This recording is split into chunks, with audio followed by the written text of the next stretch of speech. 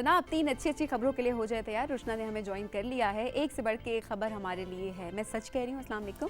वालेकुम अस्सलाम। और आप बिल्कुल सच कह रही हैं, आज की तीनों गुड न्यूज़ जो हैं वो बड़ी ही ज़बरदस्त हैं। ठीक है। और मैं चाहूँगी कि शुरुआत जो है वो अपनी ख़वातीन को खुश करके किया जाए। मैं फ़ीमेल्स के हवाले से जो पहली हमारी गुड न्यूज़ है उसको शामिल करना चाहूँगी। वुमेन एम्पावरमेंट में ऑफ कोर्स हम हमेशा बात करते हैं और हम हर बार ही एक ऐसा टॉपिक लेके आते हैं जिसमें ख़वातीन की बात होती है या किसी भी फीमेल रोल मॉडल की बात होती है। उनकी अचीवमेंट्स को हम हाईलाइट कर रहे होते हैं। तो पहली हमारे पास जो गुड न्यूज़ है वो आसमा नईम के हवाले से है। और आप सोच रहे होंगे कि अब आसमा ने क्या किया है, तो मैं आपको बताती चलूँ जी कि आसमा जो है वो अमेरिका के बाल्टीमोर्स म्यूज़ियम ऑफ मॉडर्न आर्ट की 109 साला तारीख में पहली खातून सरबराह होंगी जो कि पाकिस्तान से नामज़द हुई हैं। सो ये बड़ी ही अचीवमेंट की बात है पाकिस्तान के लिए। ज़बरदस्त। और इसका मतलब ये है कि 109 साला तारीख है, तो मतलब ये है कि इस म्यूज़ियम को बने हुए एक सदी गुजर चुकी है, बल्कि एक सदी से भी ज़्यादा अरसा गुजर चुका है। और इस सदी के बाद एक पाकिस्तानी खातून इसको लीड कर रही हैं, तो ऑफकोर्स ये हमारे लिए बहुत ही फ़ख्र की बात है। रुशना, इस वक्त हम स्क्रीन पर भी देख सकते हैं इस म्यूज़ियम जिसकी आप बात कर रही हैं। वो म्यूज़ियम इस वक्त उसकी पिक्चर्स हम देख सकते हैं कि कितना खूबसूरत है। और इससे पहले हम आसमा की पिक्चर भी दिखा रहे थे जिन पाकिस्तानी खातून की हम बात करें जो कि अब इसको लीड करेंगी। जी, तो आसमा क्या चाहती हैं कि इस म्यूज़ियम में और क्या डिफरेंट चीज़ें होनी चाहिए और क्या चेंजेस बुलाना चाहती हैं? जी, आसमा का अज़्म ये है कि वो चाहती हैं कि म्यूज़ियम को लोकल और ग्लोबल इंटीग्रेशन से कल्चरल हब बनाया जाए। इसके साथ साथ आर्ट के कैनवस को वसी करना भी चाहती हैं। और आपको पता है कि म्यूज़ियम जो है वो एक कम्युनिटी स्पेस होती है जहाँ के मुख्तलिफ रंग होते हैं, मुख्तलिफ सकाफ़तें वहाँ पे दिखाई जाती हैं। तो वो चाहती हैं कि आसमा चाहती हैं कि मल्टी कल्चरल एवेन्यू इसको बनाया जाए इस म्यूज़ियम की, और इसमें मज़ीद ये सारी चेंजेस जो हैं वो लाई जाएँ। तो आसमा के ख़यालात तो मुझे बड़े ही ज़बरदस्त लग रहे हैं। एंड वो चाहती हैं कि ना सिर्फ ख़ुद को रिप्रेजेंट करें बल्कि पाकिस्तान को भी एक ऐसी ज़बरदस्त जगह पर रिप्रेजेंट करें जहाँ पे पाकिस्तान के एक पॉजिटिव इमेज जो है वो क्रिएट। बिल्कुल रुशना, और जितनी आपने बताया कि इनके प्लान्स क्या हैं, तो उसे नज़र आता है कि उनकी सोच कितनी पॉजिटिव है और कितनी क्रिएटिव है वो, जिसकी वजह से उनको इतनी बड़ी जगह मिली है और उन पर इस तरह से ट्रस्ट किया गया है और उनको लीड दी गई है कि आप ठीक है आसमा इसको लेकर चलेंगी। ऑफ कोर्स आसमा जिस तरह से अगर आप बोलें तो आर्ट की अगर बात की जाए तो इट्स अ ह्यूज कैनवस, तो आसमा भी उसको उसी तरीके से ब्रॉड तरीके से देख रही हैं और वो चाहती हैं कि उसी तरह की चेंजेस जो है वो उसमें लाई जाएं। बिल्कुल ज़बरदस्त आसमा, कंग्रेचुलेशंस राइजिंग पाकिस्तान की पूरी टीम की तरफ से। आपको बहुत बहुत मुबारक हो और बहुत ज़्यादा बेस्ट विशेज़ आपके लिए कि जो आपने अभी गोल्स सेट किए हैं आप उनको बहुत अच्छे से अचीव कर सकें। इंशाल्लाह वो अचीव करेंगी। और सभी मुझे ये बताइएगा कि एग्ज़ाम्स देना आपको बड़ा मुश्किल लगता है या नहीं? मुझे तो सोच के नौजिया होता है सच बोल रही हूँ। इस वक्त बहुत लोग मुझसे रिलेट करते होंगे, वाकई एग्जाम्स किसको अच्छे लगते हैं? एग्जाम सोचते ही आप कहते हैं यार एग्जाम, टेंशन शुरू हो जाती है, एंजाइटी शुरू हो जाती है। और जब एग्जाम हो केमिस्ट्री का, बायो का या फिर मैथ्स का, नहीं, इससे भी एक और बड़ी टफ फील्ड है जिसके बारे में हम अपनी नेक्स्ट गुड न्यूज़ में बात करने वाले हैं। थोड़ा सा इंतजार रखिए सबीन, फौरन पूछने लगी क्या इतना केमिस्ट्री और बायो से क्या मुश्किल हो सकता है? बिल्कुल, इनसे मुश्किल फील्ड्स भी हैं दुनिया में और उसके बारे में भी आपको बताएंगे। ठीक है। दूसरी गुड न्यूज़ जो है वो हमारी बहुत ही प्रॉमिसिंग है और ख़बर ये है कि दुनिया भर से तकरीबन 1,07,142 स्टूडेंट्स के लिए ACCA के इम्तहानात मुनक़िद हुए। और अब आप ये सोच रहे होंगे कि इतने स्टूडेंट्स ने इम्तहानात दिए तो इसके क्या नताइज निकले होंगे? नताइज ये निकले कि इसमें टॉप किया है पाकिस्तान के एक स्टूडेंट ने। ठीक है। Association of chartered certified accountants financial reporting के इम्तहानात में पाकिस्तान से ताल्लुक़ रखने वाले हुज़ैफ़ा जमील ने टॉप किया है। ज़बरदस्त। और आपको ये भी बताऊं कि आप जो मैथ्स और केमिस्ट्री की बात कर रही थी उनसे भी ज़्यादा दुनिया भर में ACCA को एक मुश्किल तरीन इम्तिहान समझा जाता है, ग्लोबली बोला जाता है। पिक्चर भी हम स्क्रीन के ऊपर देख रहे हैं रुशना, ये है हुज़ैफ़ा जिन्होंने टॉप किया है और पाकिस्तान का नाम रोशन किया है। और इस जो एग्ज़ाम था, जैसे कि मैंने आपको बताया कि दुनिया भर से इसमें लोगों ने हिस्सा लिया। सो अक्रॉस द ग्लोब बहुत सारे तालिब इल्म जो हैं वो इसमें शामिल थे और हुज़ैफ़ा ने इन सब को पीछे छोड़कर अपना और मुल्क का नाम जो है वो बुलंद किया है। ACCA के इम्तहानात, मैंने आपको बोला कि मुश्किल तरीन इम्तहानात हैं, इस लिहाज से हुज़ैफ़ा जो है वो एक बहुत ही जीनियस हैं क्योंकि दुनिया भर में अगर उन्होंने टॉप किया है तो ऑफ़ कोर्स उनकी कैपेबिलिटीज़ बहुत ज़्यादा हैं। सो हुज़ैफ़ा की कामयाबी इस बात का सबूत है कि पाकिस्तान की यूथ जो है वो किसी से कम नहीं है end of course her field में वो दूसरों को बीट करने में सबसे आगे और बहुत लाइक भी हैं। मेरे ख्याल में हुज़ैफ़ा उनमें से हैं वो जो वो नहीं होते स्टूडेंट्स जो कहते हैं हम एग्ज़ाम्स बहुत अच्छे हैं, टीचर्स के फेवरेट होते हैं जो हर वक्त पढ़ते रहते हैं। जो टीचर को टेस्ट लेना अगर भूल भी जाता है ना तो वो याद करवाते हैं, टीचर आज तो टेस्ट ये बहुत अच्छी बात है। देखिए इसी तरह से आप नाम रोशन करते हैं और इसी तरह से आप आगे बढ़ते हैं। हुज़ैफा, कंग्रेचुलेशंस, बहुत बहुत मुबारक हो आपको राइजिंग पाकिस्तान की पूरी टीम की जानिब से। इसी तरह से आगे भी आप मुश्किल तरीन इम्तिहानात की तरफ जाते रहे। हम तो फिजिक्स केमिस्ट्री से बाहर नहीं निकल पा रहे होते और बहुत से लोगों के लिए मोटिवेशन भी बनते रहे। एग्जैक्टली, ACCA ज़्यादा मुश्किल है, फिजिक्स केमिस्ट्री इतना मुश्किल नहीं है, तो उनका थोड़ा हौसला बुलंद हो जाएगा। एग्जैक्टली, कोशिश करेंगे हुज़ैफा को हम राइजिंग पाकिस्तान के येलो सोफे पे ज़रूर बिठाएं और उनसे हम उनकी कहानी भी सुने। अच्छा जी, इंशाल्लाह। सबीन, अब जो है हम मूव करते हैं ग्लोबल न्यूज़ की तरफ, यानी आलमी खबरों की तरफ भी थोड़ा मूव ऑन करते हैं, क्योंकि हम चाहते हैं कि हमारे व्यूअर्स जो हैं वो आलमी खबरों से भी बाखबर रहें। तो बताते चलें आपको कि सिंगापुर के साइंटिस्ट ने वेस्ट पेपर के एक और बहुत बेहतरीन इस्तेमाल से हमें मुतारिफ़ करवाया है। उन्होंने एक और बहुत बेहतरीन इस्तेमाल जो है वो दरियाफ़्त किया है। और वो अब आप सोच रहे होंगे कि वेस्ट पेपर से क्या हो सकता है, मतलब कागज़ तो हम फेंक देते हैं या दे देते हैं, तो अब आप ये सोच रही होंगी, तो मैं आपको बताती चलूँ कि साइंसदान हजरात ने वेस्ट पेपर से अब स्मार्टफोन के लिए बैटरीज बनाने का सोचा है। वो अब स्मार्टफोन की बैटरीज बनाएंगे वेस्ट पेपर से। पहले इन वेस्ट पेपर्स को हाई टेम्परेचर तक एक्सपोज किया जाएगा। ठीक है। इसके बाद पेपर जो है वो बिल्कुल कार्बन की शक्ल इख्तियार कर लेगा और कार्बन बैटरियों के लिए इलेक्ट्रोलोड्स में कन्वर्ट किए जाते हैं। वेस्ट पेपर से तैयार करदा इलेक्ट्रोलोड स्मार्टफोन के लिए भी बेहतरीन है और वो इलेक्ट्रिक व्हीकल्स के लिए भी बहुत ज़्यादा बेहतरीन जो है वो साबित हो सकते हैं। और अब आप सोच रही होंगी कि इनकी कैपेसिटी क्या होगी, बहुत सारे और क्वेश्चंस भी आ रहे होंगे, उसके बाद कब तक कितना रिलायबल हैं ये बैटरीज। तो आपको बताती चलूँ सबीन कि ये आम इलेक्ट्रोड के मुकाबले में कहीं ज़्यादा एनवायरनमेंट फ्रेंडली यानी माहौल दोस्त होते हैं।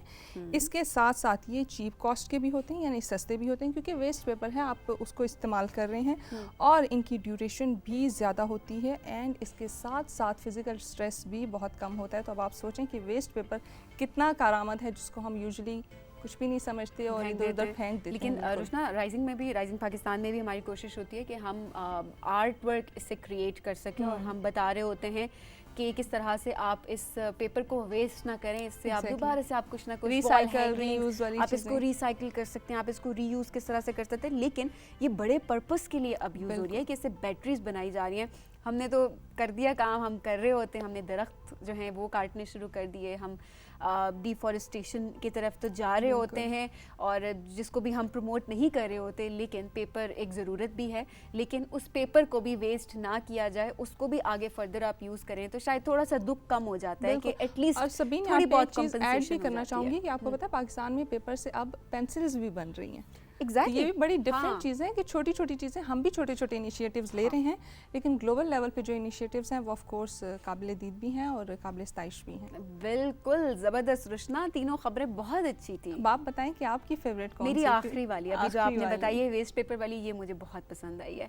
एनवायरनमेंट की सेविंग जो है ना वो हम सब पे फ़र्ज भी है और करनी भी चाहिए। एग्जैक्टली, बहुत ज़रूरी है। हम खुद हमने मिलकर छोटे छोटे स्टेप्स लेने में भी, और बहुत से आइडियाज़, क्रिएटिव आइडियाज़ आपके जहन में आते होंगे, वो आप शेयर करें, हम भी शेयर करें और आपके थ्रू आपके मैसेजेस हम पहुंचाएं और इसी तरह से हम सॉल्यूशंस मिल के ढूंढेंगे, मिल बैठ के हल निकलेगा चीज़ों मिल बैठेंगे तो कुछ ना कुछ तो एग्जैक्टली पॉजिटिव चीज़ें आएंगी। ऑफ कोर्स दो लोग जब मिल के बैठते हैं तो और ज़्यादा पॉजिटिव चीज़ें आती हैं और two minds make a difference. तो exactly Rushna, thank you so much, बहुत मज़े की खबरें थी। अब अगली बारी और मज़े की खबरें इंशाल्लाह, ठीक है, नए सॉल्यूशंस, ज़्यादा सॉल्यूशंस भी होंगे और ज़्यादा ज़बरदस्त न्यूज़ भी होंगी हमारे पास। डन, बिल्कुल डील हो गई हमारी जी। अब चलते एक ब्रेक के जाने, ब्रेक से वापस आएंगे तो आपकी मुलाकात करवाएंगे हुमायूं ज़ेब अब्बासी से।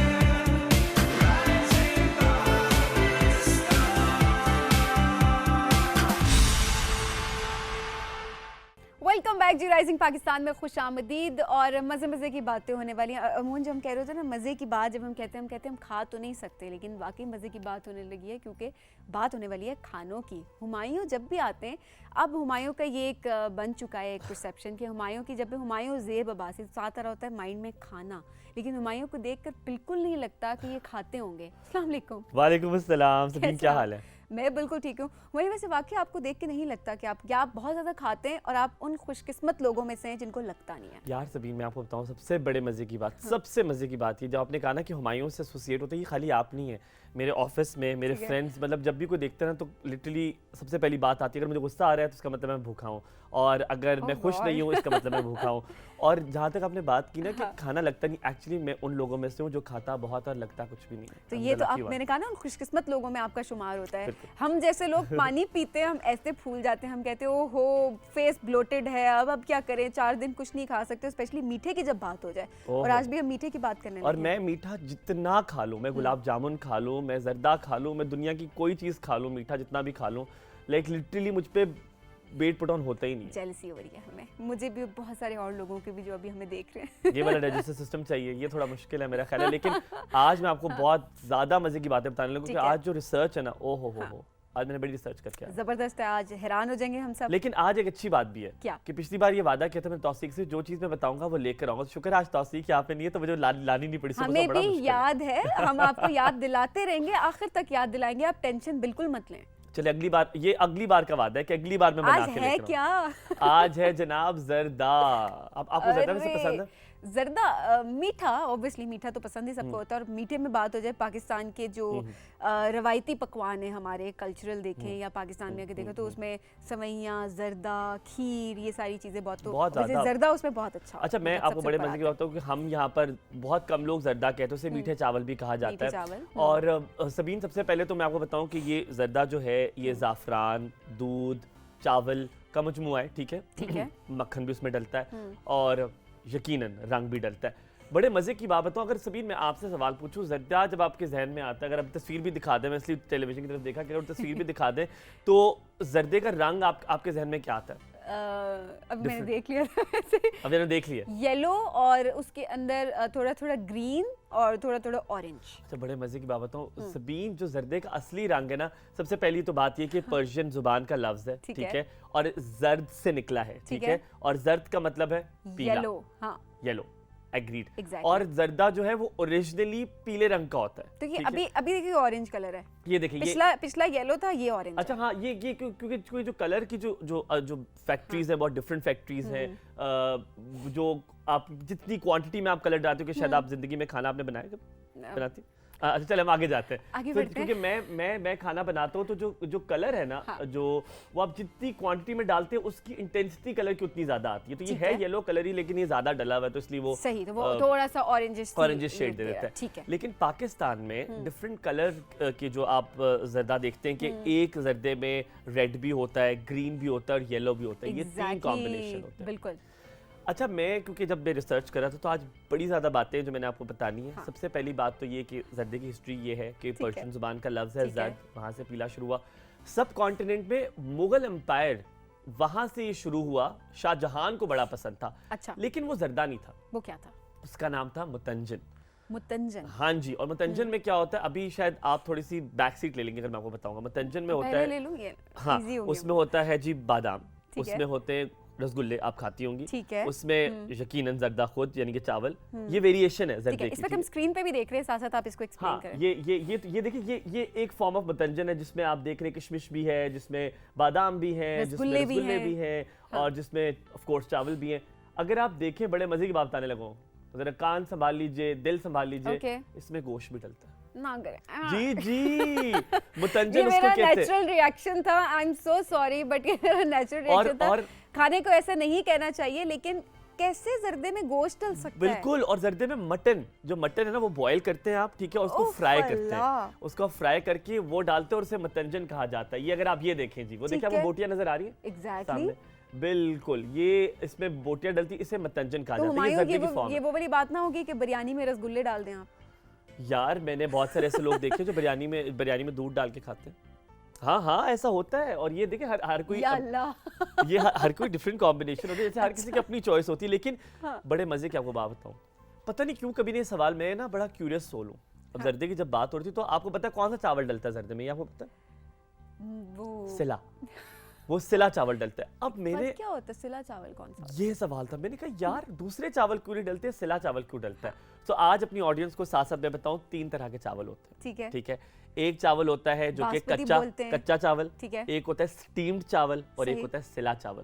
और जो सबसे महंगा चावल है वो सिला गोल्डन चावल है, जो उस दौर में क्योंकि मुगल एम्पायर थे तो सबसे ज्यादा जो असली और महंगा चावल था वो डालते थे, ठीक है, इसीलिए तब से रवायत है कि वो सिला चावल डालते। लेकिन वजह एक और भी थी। क्या वजह ये थी कि सबसे ज्यादा न्यूट्रिएंट्स जो है वो सिला चावल में होते हैं। उसमें कैल्शियम होता है, उसमें पोटेशियम होता है, उसमें हाई फाइबर होता है and just not that B16 होता है।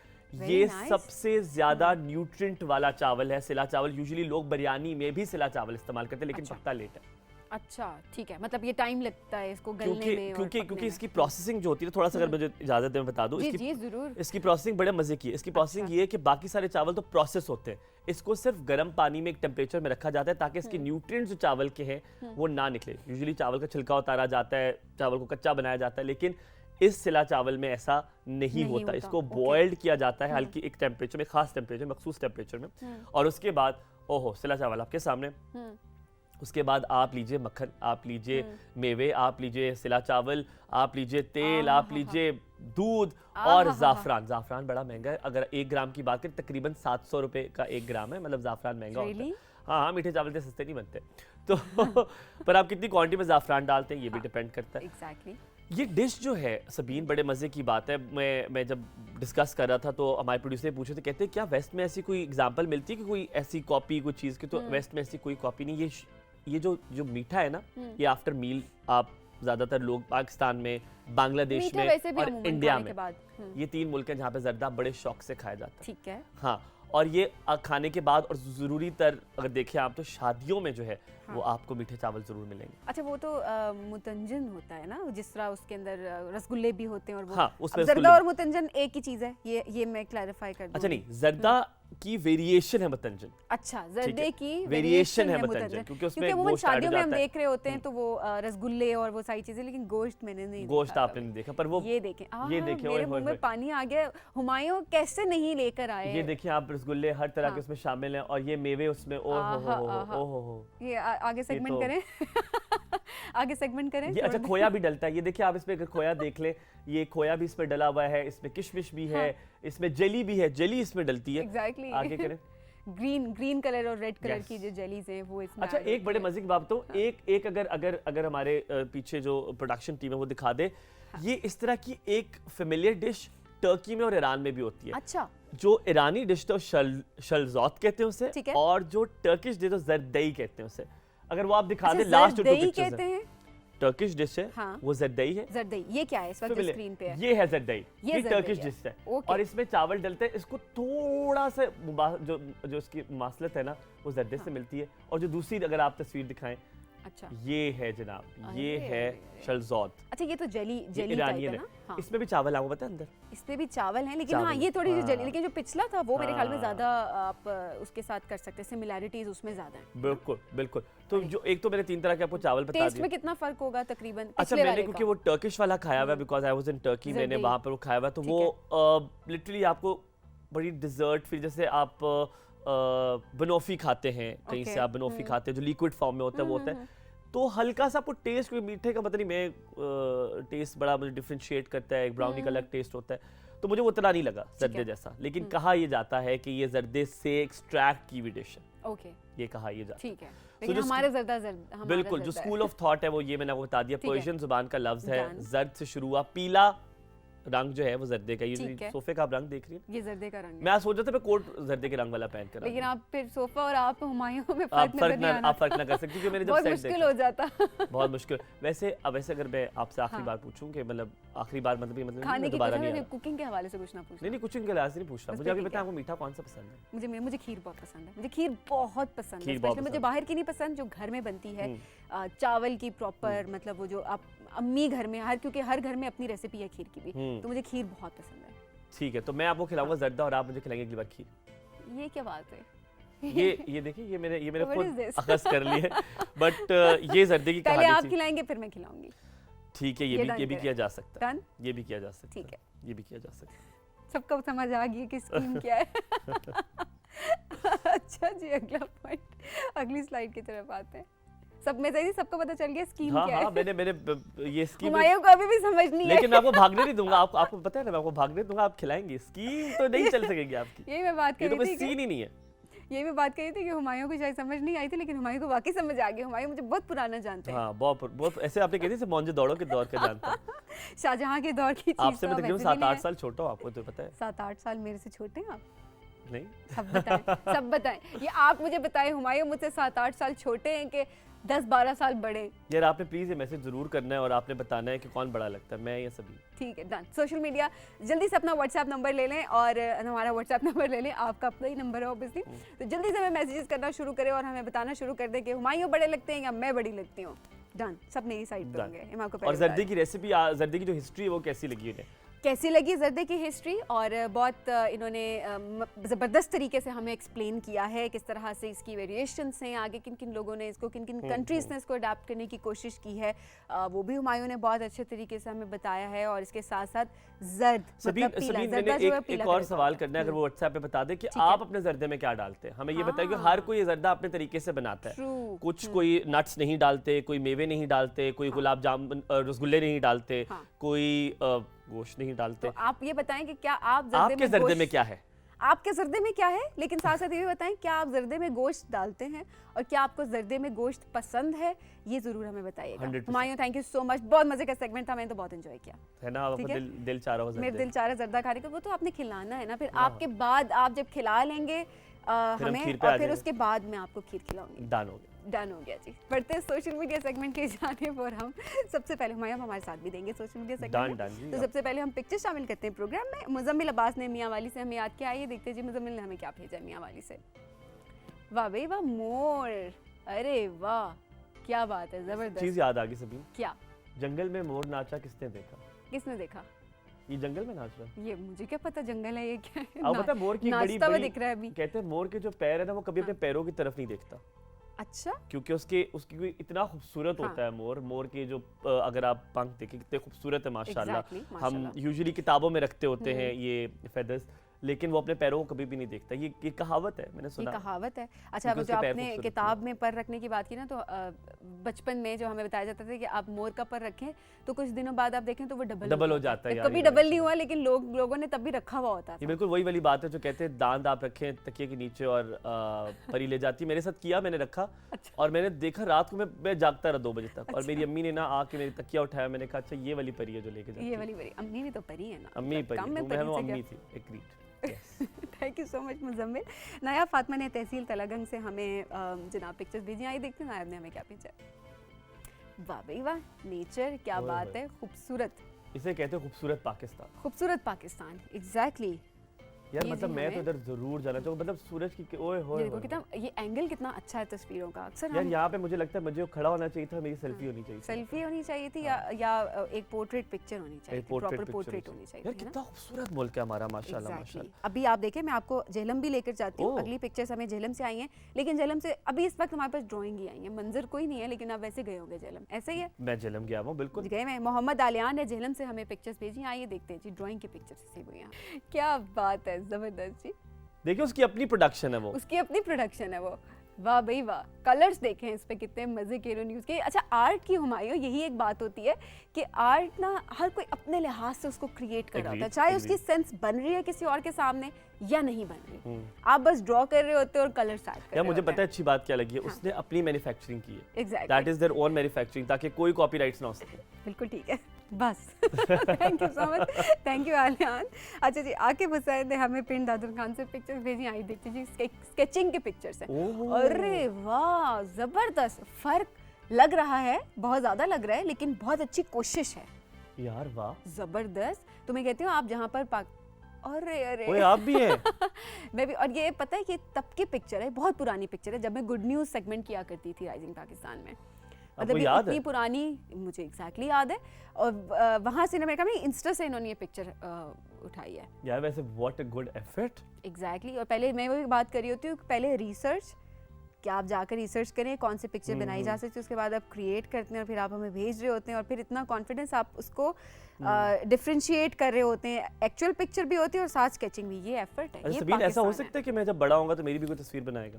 हुमायूं की। अच्छा, इस वक्त ये आकिब थे। आकिब, आपसे मैं रिक्वेस्ट करती हूँ, पहले तो थैंक यू सो मच, आपने मीरा और तौसीफ का इतना प्यारा स्केच बनाया 10 बाय 10, आपकी एफर्ट के लिए भी बहुत खूबसूरत था। लेकिन आपसे मैं रिक्वेस्ट करूँगी कि हुमायूं का भी एक स्केच बना, जब बड़ा हो जाऊँ मैं, अभी वाला, अभी ज़्यादा बड़े होके तो फिर नहीं है, मुश्किल हो जाएगा। तो हुमायूं का अभी जिस तरह हुमायूं है ना, आज के प्रोग्राम में इनकी जो पिक्चर्स अपलोड होंगी सोशल मीडिया पे, तो आपने वहाँ से वो पिक्चर लेनी है और हुमायूं का स्केच बना के भेजना है, ठीक है? बहुत शुक्रिया। डन। ये आप मैं एक ट्रीट रह गई है, ठीक है? ठीक है, ये खीर को कंपनसेट किया कर दिया, मुझे खीर नहीं खिलानी पड़ेगी, मैसेजेस की जाने पड़ते। अली मीरानी ने लिया से याद किया है। अली कहते हैं, हम सारे घर वाले आपका शो बहुत शौक से देखते हैं रोज़ाना, और आपका कार्टून वाला सेगमेंट हम सबका बहुत ज़्यादा फेवरेट है। समंदर के अंदर मछलियों की शरारतें और उनके मसाइल देखकर हम बहुत लुत्फ़अंदोज़ होते हैं।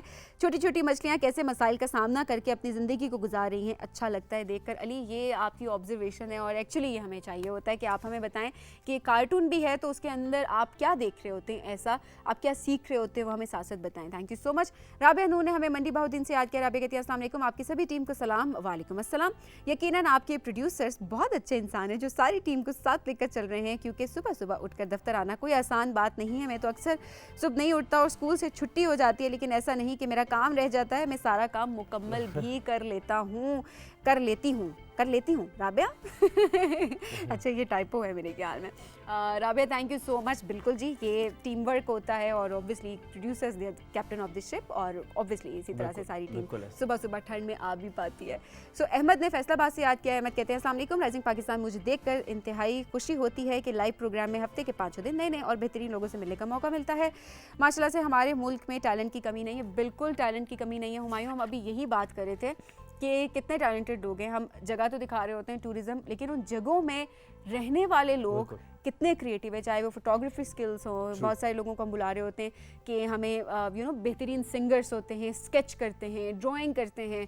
सो हमारा मुल्क, इसमें टैलेंट की वाकई कोई कमी नहीं है। एक लाइन है जो लोग लिटरली आप कहते हैं कि अब इसको बुलाना है, अब इसको बुलाना है, that means there is talent everywhere, regardless of किस सूबे से उनका ताल्लुक है। पाकिस्तान की हर कोने कोने में टैलेंट भरपूर है। एग्जैक्टली। तो आप में भी अगर कोई टैलेंट है तो हमारे व्हाट्सएप नंबर पे हमें ज़रूर बताएं। आप गा सकते हैं तो हमें अपना गाना रिकॉर्ड करके भेजें।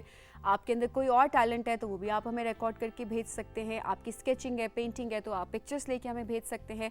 सो हमारी कोशिश है कि आपको भी हम इस येलो सोफे पे बिठाएं।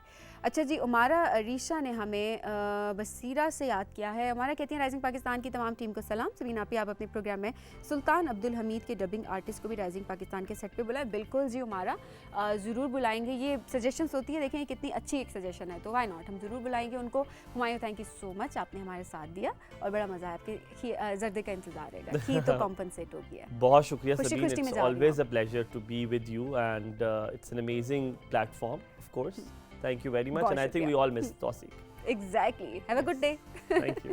अच्छा जी, अब आपको लेकर चलते हैं ज़रा कराची में कुछ सेगमेंट्स हमने रिकॉर्ड किए थे, तो उसमें से आज आपकी मुलाकात करवाएंगे पाकिस्तान की सीनियर आर्टिस्ट से।